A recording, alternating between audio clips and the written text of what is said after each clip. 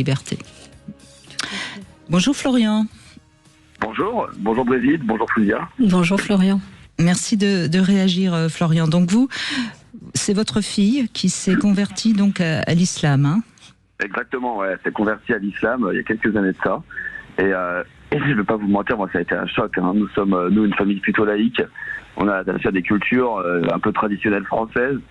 Et je ne m'y attendais pas du tout, quoi. Moi j'ai eu peur qu'elle se couche le genou. J'en ai même c'est compliqué pour moi d'en parler. Ben écoutez, merci en tout cas de prendre la parole. Elle avait quel âge quand elle se convertit? Elle avait 18 ans, elle venait d'avoir ses 18 ans. D'accord, et c'est quelle raison elle vous a donné? C'est une rencontre, c'est la rencontre avec son chéri de l'époque. Et c'est ça qui l'a emmené du coup vers cette voie-là. Et aujourd'hui, elle a quel âge? Aujourd'hui, elle va avoir 24 ans et c'est pas plus de nouvelles que ça. Enfin, si elle m'entend, j'aimerais qu'elle revienne, j'aimerais qu'on en discute. Mais... Ah, parce que vous êtes un peu... Elle s'est éloignée de vous, vous voulez dire? Elle est toujours avec cet homme ou pas? Alors, aux dernières nouvelles, on m'a dit que non, elle n'était plus avec cet homme. Mais on s'est éloigné sans s'éloigner. Je sais qu'elle m'envoie toujours des messages, mais automatiquement, elle a pris ses distances avec moi. Et je pense qu'elle a eu, suite à ma réaction, suite à ce que j'ai pu lui dire, et voilà, c'est pour ça qu'elle a pris ses distances. Oui, j'entends votre émotion, Florian.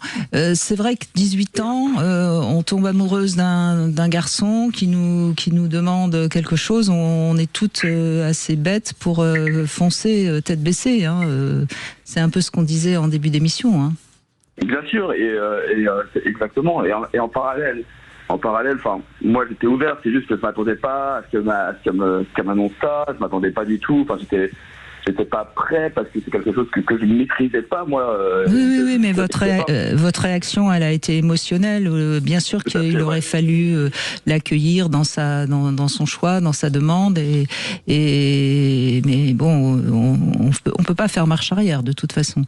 Mais vous pouvez quand même peut-être être en contact avec elle. Je sais pas, vous pourriez lui faire passer un petit mot, comme quoi vous vous excusez de ne pas l'avoir comprise quand elle avait 18 ans, pour essayer de renouer le contact, ou bien vous allez peut-être...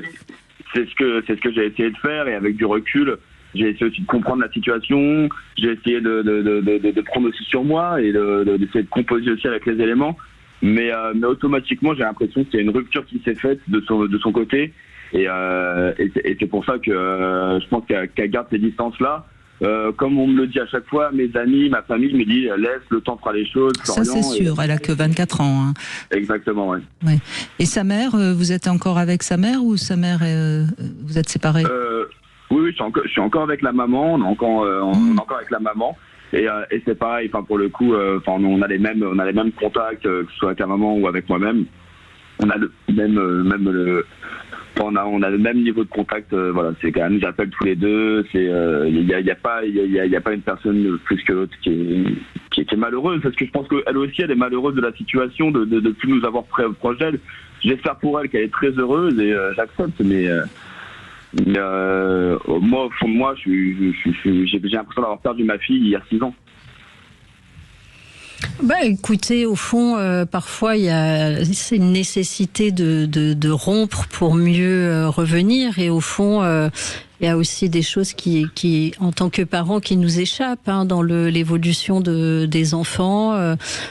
Que ce soit au fond se convertir à une religion, c'est aussi une recherche de sens. Absolument. Une quête de donner du sens à son existence, et parfois c'est fondamental, et c'est nécessaire pour trouver une place dans le monde.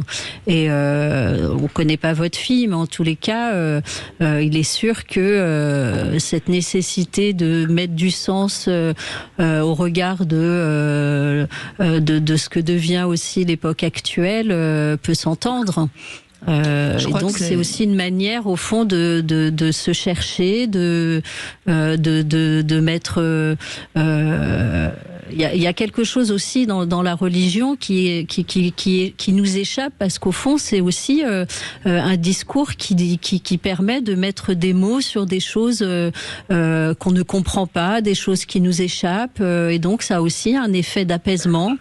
Et donc ça peut aller aussi avec l'habillement pour aussi asseoir une certaine identité, se donner aussi, habiller son être par un discours qui nous permet aussi d'avancer.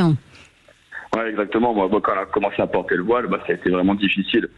Enfin, je comprenais, pour elle c'était un symbole, c'était important, mais j'avais vraiment l'impression que, au début, elle me l'a annoncé, qu'elle allait se convertir, et le fait de voir quelque chose de visuel, un objet qui comment dire, crédibilise aussi cette conversion, j'avais vraiment l'impression de la perdre en même temps et qu'elle s'effaçait, et je voyais vraiment ma fille disparaître, quoi. C'était quelque chose de vraiment bizarre, et en même temps, j'ai rien contre le fait de porter un voile. C'est juste le fait d'avoir d'abord des paroles et de voir quelque chose de concret. Vous savez, Florian, je crois que tous les parents qui vous écoutent comprennent, quand on a des enfants, on a envie qu'ils épousent nos valeurs, et parfois même notre métier. Enfin, et là, tout d'un coup, elle vous a affirmé à 18 ans qu'elle avait envie de trouver une valeur à laquelle se raccrocher. Et je suis complètement d'accord avec ce que dit Fouziata Ouzari. C'est la quête de sens. Et d'ailleurs, aujourd'hui, s'il y a autant de jeunes qui sont dans l'anxiété, qui sont même parfois dans la déprime, c'est parce qu'on est dans une société où on manque de sens. Alors après, je ne dis pas qu'il y a que la religion qui peut donner du sens, mais la religion donne énormément de sens. Et on voit par exemple les jeunes, comment ils sont parfois dans des associations de défense des animaux, dans des associations d'écologie, dans des associations, et ces enfants-là sont pas dans l'anxiété. Ceux qui sont dans l'anxiété, c'est ceux qui justement n'ont pas trouvé comment donner du sens à leur existence. Donc ça, c'est peut-être ce qu'il faudrait que vous arriviez avec votre femme à comprendre, qu'est-ce qui fait qu'à un moment donné, vos valeurs ne donnaient pas suffisamment de sens à votre fille, et c'est peut-être ça qui va vous permettre de mieux comprendre ce qui a pu se jouer entre elle et vous, et peut-être qu'à ce moment-là, ça sera plus facile pour vous de la retrouver. Oui, non, mais je suis d'accord. Enfin, et en même temps, égoïstement, j'ai envie de la retrouver comme je l'ai connue avant 18 ans. Ah ça, c'est un deuil qu'il va falloir faire, Florian, je crois. Et en parallèle, moi, si elle est heureuse comme ça aujourd'hui, je suis prêt à accepter et je suis prêt à composer avec. Là, on voit bien tout le paradoxe du parent. Hein. Ouais, bien sûr. J'ai envie qu'elle soit heureuse, mais j'ai envie de la retrouver comme j'ai envie moi. Hein. En effet, ce que vient de dire Brigitte est très important. C'est-à-dire que tout parent, au fond, doit faire le deuil de l'enfant idéalisé, vers lequel on a projeté aussi des choses, des souhaits qu'on a voulu pour eux, pour enfin embrasser aussi l'altérité qu'ils deviennent. Et donc c'est aussi tout un cheminement pour tout parent, au fond, d'accepter qu'un enfant, quand il grandit, peut prendre aussi une autre voie que celle qu'on lui a transmise. Pour autant, elle n'est pas complètement défaite des valeurs que vous lui avez transmises, de ce que vous lui avez donné. Ça, elle l'emportera avec elle. On se défait pas comme ça non plus de sa famille. Mais peut-être qu'elle a en effet un chemin à prendre pour pouvoir se trouver avant de revenir vers vous.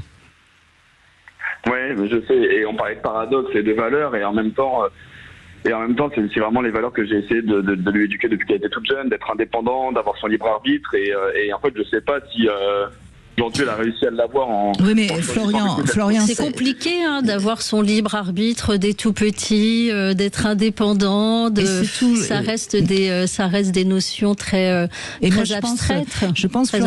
Je pense, Florian, que c'est un peu le problème de la laïcité actuellement, telle qu'elle est revendiquée, parce que la laïcité, ce serait de donner une liberté absolue à chacun, mais ça n'existe pas, la liberté absolue à chacun. On a vraiment besoin de retrouver du sens, et je pense que ça, c'est quelque chose qui est quand même fondamental, et c'est peut-être dans vos valeurs d'être indépendant, de faire ce qu'on a envie, etc. C'était peut-être trop vaste pour elle à 18 ans. Est-ce que vous voyez ce que je veux dire? Et en même temps, enfin moi maintenant j'ai pris du recul parce que j'ai essayé de comprendre, de savoir pourquoi, mais c'est le regard aussi des autres, le regard parce que évidemment on vit avec son temps, mais je sais qu'il y a toujours des gens qui pointent du doigt, qui ont du mal à accepter, des gens de la famille qui comprennent pas. Et c'est ça aussi qui fait mal au quotidien, de se sentir constamment jugé. Pour eux, des fois, pour certaines personnes, ils disent que ça vient d'éducation, donc j'ai l'impression de me sentir coupable, alors qu'en réalité, c'est elle qui l'a choisi, et si elle est heureuse comme ça, que grand bien me fasse. Enfin, oui, mais Florian, c'est toujours difficile de subir une différence et de subir le regard des autres. Mais ça, c'est ce petit travail que vous pouvez faire vous aussi, avec vous-même. Ça va vous aider aussi à vous affranchir justement du regard des autres. Bien sûr. Et ça va dans vos valeurs. Hein. Si je vous ai bien écouté, c'est vos valeurs. Personne n'a à vous juger et vous n'avez à juger personne. Il n'y a pas de parentalité idéale. On fait comme on peut avec ce qu'on a et ce qu'on est. Et donc personne ne peut se dire qu'il est à l'abri de quoi que ce soit. Tout ça est très complexe. Il y a à la fois ce qu'on transmet à ses enfants, mais il y a aussi les rencontres qu'ils font de leur côté. Et les questions qu'ils se posent, qui les concernent, qu'ils ne partagent pas forcément. On ne sait jamais tout de ce qui habite nos enfants, nos adolescents, et on n'est pas responsable de tout. Bien sûr. Certains parents se retrouvent avec des enfants qui sont drogués, c'est autrement plus terrible. Hein. Mais bien sûr, du coup, je me suis renseigné et j'ai pu discuter avec d'autres personnes qui ont aussi cette impression de perdre leur enfant, et je pense notamment à un ami, qui est devenu un ami, et du coup son fils est devenu addict à une drogue dure, et pareil, alors c'est totalement différent, et cette sensation d'avoir un schéma parfait en tête dans l'éducation, d'avoir ce côté parent parfait, et d'essayer en tout cas d'avoir une éducation qui est vraiment parfaite. Bon, Florian, il va falloir arrêter de mettre la barre si haut dans votre vie. Il va falloir être un petit peu plus cool. En tout cas, est-ce que je peux terminer par une petite plaisanterie, Florian ? Dites-moi. Est-ce que vous auriez préféré qu'elle rentre au couvent, votre fille ? Non, bon. C'était de l'humour. C'était de l'humour. Comme je l'ai dit tout à l'heure. Merci Florian, en tout cas, merci de cet échange. Merci beaucoup. On va continuer évidemment après les infos. On aura Hakim qui veut réagir également. Et puis vous avez évidemment la parole. Vous avez compris qu'on en parle très librement au 0826 300 300. On se retrouve tout de suite après les infos. Sud Radio. Parlons vrai. Sud Radio.